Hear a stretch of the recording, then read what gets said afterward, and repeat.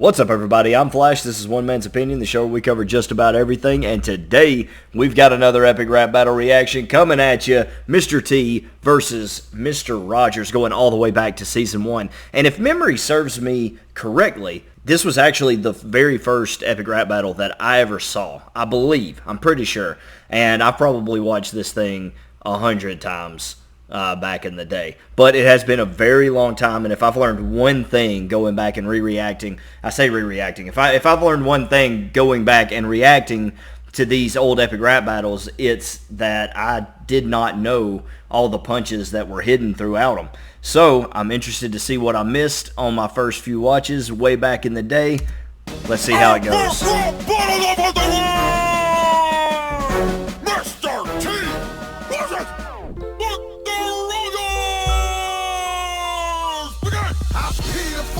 Tries to step the club lane. Call me BA biceps, cause I crush the whole gang. Hold up. I had the subtitles on there. My bad. Let's hit it one more time. I pity the fool who tries to step the club lane. Call me BA biceps, cause I crush the whole gang. Bring Tuesday, Friday, and Lil Trolley the train, and watch me dip their ass in gold and wear them like my neck chain, sucker. Alright, first things first, I'm really digging Mr. T's energy, man. He's coming out with a lot of hype. This dude is ready to battle. Don't ever step to Mr. T and not be ready for a fight. This man is ready to fight. I pity the fool who tries to step the club lane. Call me BA biceps, cause I crush the whole gang. Okay, alright, so first thing he does is he's name dropping, alright? Clubber Lang, that was his character from Rocky 3. Which is my favorite Rocky movie, by the way. And then he says, call me B.A. Biceps, a reference to his character from The A-Team, because I'll crush your whole gang. Tuesday, Friday, and Lil Trolley the train, and watch me dip their ass in gold and wear them like my neck chain, sucker. I like that. First, he's going after his crew, right? He's not going directly after Mr. Rogers out the gate. He's getting the fellas behind him, his hype crew. He takes them out first, and then he's going to direct his attention to Mr. Rogers. I choke you with your own sweater sleeves. You couldn't even beat me in the land of make-believe. I will Mr. T bag you in the closest cemetery. Nobody's gonna miss you, cause all your friends imaginary.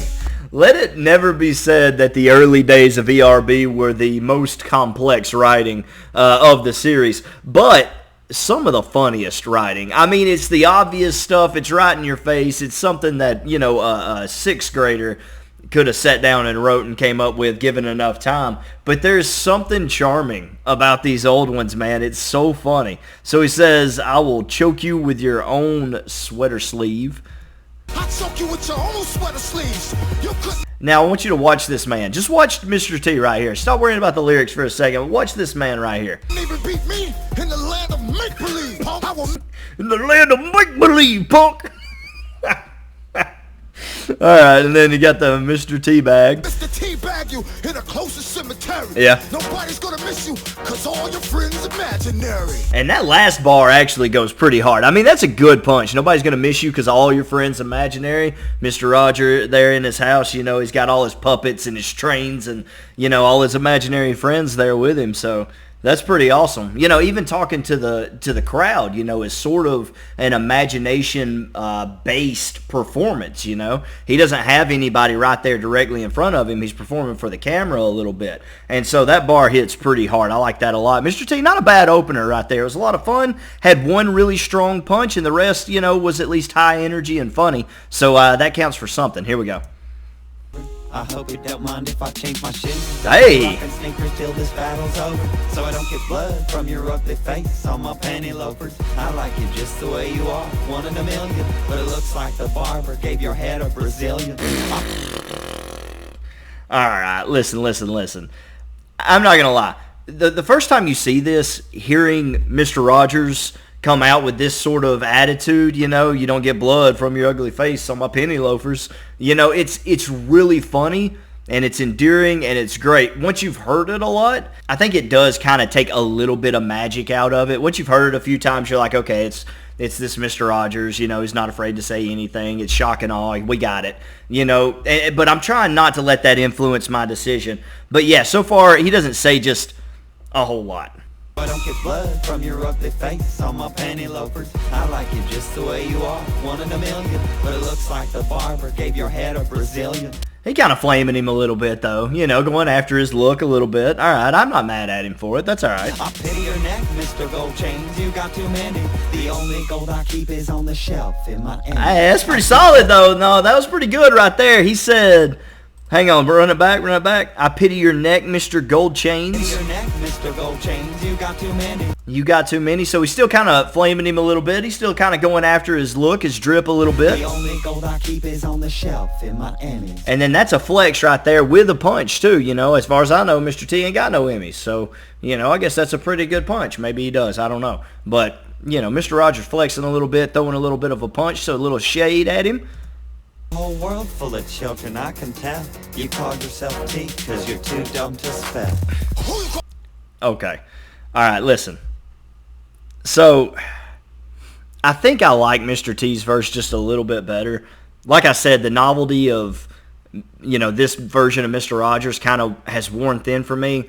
Again, I'm trying not to hold that against it, but just going bar for bar, I think Mr. T's biggest punch was bigger than Mr. Rogers' biggest punch that round. Mr. Rogers is still funny, but Mr. T's high energy and stuff kind of just won me over for that first round. Who you call a dumb fool? Mr. T only needs one letter. Hello? It's for you. Bill Cosby wants his sweater. Woo! In a dumpy ass house. I get Hannibal, Murdoch, hand face to stomp you out. Okay. The only pussycat you ever seen is on Henrietta. Hey, yo, Mr. McFeely delivers a lot more than letters. Oh, no, not Mr. McFeely. Don't bring him into this. They really said they're bringing in all the extras for this round. Mr. T is, man. He's going after everybody. Fool, Mr. T only needs one letter. Yeah. Hello? It's for you. Bill Cosby wants his sweater. I mean the showmanship right there to pull out the phone. Hello? It's for you. I love that. And you know what? This bar goes harder in retrospect because I'm pretty sure when this came out, that was just like a you wear Bill Cosby sweaters bar. You know, I think this was before the scandal. So this bar actually aged extremely well because it hits way harder now. I don't know if I should count that because of the way it is. You know, at the time, he didn't mean it that way, but it just kind of lucked into it a little bit. You know, so I don't know, but for me personally, that hits extra hard. You're a 40-year-old version in a dumpy-ass house. This whole scheme right here is pretty good. I get Hannibal, Murdoch, hand face to stomp you out. The only pussycat. You gotta love Epic Lloyd playing every one of the A-Team members right there. Hand face to stomp you out. That's the only awesome. Pussycat you ever seen is on Henrietta. Hey, yo, Mr. McFeely delivers a lot more than letters. You gotta be honest with yourself. Mr. T is not only hitting him, but he's going after his whole crew too, and that's impressive in these short rounds. He's fitting a lot in there. That's pretty good. So before you come to battle with your PBS crap, how about I call up CPS about them kids on your lap, fool?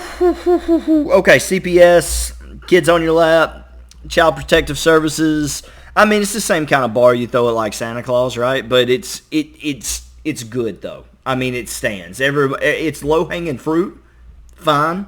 It's not gonna like, you know, you're not gonna lose your mind over it because you can kind of see it coming a little bit. It's a little bit telegraphed, but it's still a strong punch. Still pretty good. All right, here we go. Watch what you say. Kids love me more than lunch. I'm not the one with my face on some whack-ass Captain Crunch. When my plane comes together, you won't even see it coming. Okay. I'll chop you into 4 black dudes and I'll remake Cool Running. Ooh! This once, Lawrence. I hope it's understood. Get right back in your van. Get the fuck out of my neighborhood. Hang on now. Hold up. Let's go back. One more time. You say kids love me more than lunch. I'm not the one with my face on some whack-ass Captain Crunch. When my That's good. That's funny. together, you won't even see it coming. And then he says, when my plan comes together, you won't even see it coming. So there's a little bit of a reference there back to the A-Team again because Hannibal's always saying, I love it when a plan comes together. I'll chop you into 4 black dudes and I'll remake Cool Running. That's hard, bro. That's actually, I would have never, like, thought of that. Like, that's a clever, strong bar right there. I'll say this once, Lawrence. I hope it's understood. Get right back in your van. Get the fuck out of my neighborhood. All right, so this one's actually really tough to call for me. I think it was pretty even. Like, honestly, there was really good back and forth, and I thought the second verse was slightly leaning Mr. Rogers a little bit. I think he picked up the comedy. That second verse was a little bit funnier. It wasn't just relying on the shock and awe. It did a little bit at the end, but also his bars were like funnier in general. He had a good reference. He had a really strong punch. I thought he did really, really well with the second round. The only thing is, I think Mr. T, it felt like to me Mr. T did more than Mr. Rogers in this one. Mr. T was able to not only tag Mr. Rogers with several punches in this, but he also did a good job of like spreading the love to some of his crew a little bit. And I would say typically that would give Mr. Rogers an edge because you're not fighting the whole crew. You're just fighting. You need to focus on the opponent in front of you. Typically, I would say that would give Mr. Rogers an edge, but I don't feel like Mr. Rogers really did any more with his time to hit Mr. T effectively. He had a few good punches, but Mr. T also managed to have just as many good punches while also going after the crew.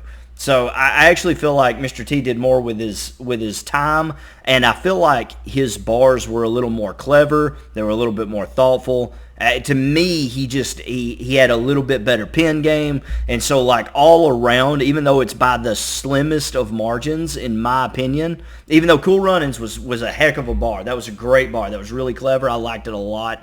But it wasn't enough to make up ground on, what did he say, the Bill Cosby bar, which even if you took that one away and said, well, at the time that one wouldn't have gone as hard, he still had the All Your Friends Imaginary bar, which I think is pretty killer considering, that's Mr. Rogers' like whole livelihood. So, there's a lot there for Mr. T. So I like his just a little bit more. So by the narrowest of margins in a very close and fun battle, I'm going Mr. T. All right, let me know in the comments below what other epic rap battles you want me to react to. Let me know what you thought of this epic rap battle. Did I get it right? Did I get it wrong? If you thought Mr. Rogers won it, just don't get mad about it. Remember, this is all just one man's opinion. Thanks.